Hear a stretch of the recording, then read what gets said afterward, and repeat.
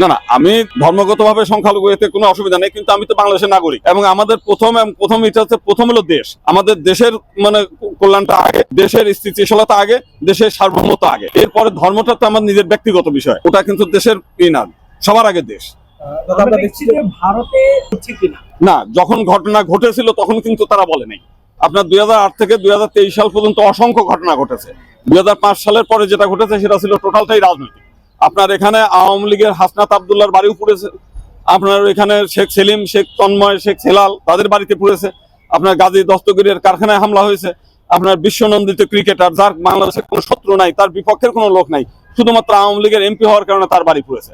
সে একই সঙ্গে যারা আওয়ামী লীগের হিন্দু নেতারা ছিল তাদের বাড়িতে পুড়েছে, এবং সাধারণ কিছু হিন্দুদের বাড়িতে হামলা হয়েছে। এটাকে কোনো সাম্প্রদায়িক বলা চলে না, এটা মূলত ছিল টোটালটাই রাজনৈতিক, কিছুটা সাম্প্রদায়িক মানে ইস্যু হয়ে গেছে ইসের মধ্যে, এবং সেটা নিয়ে তারা যেভাবে প্রচার করছে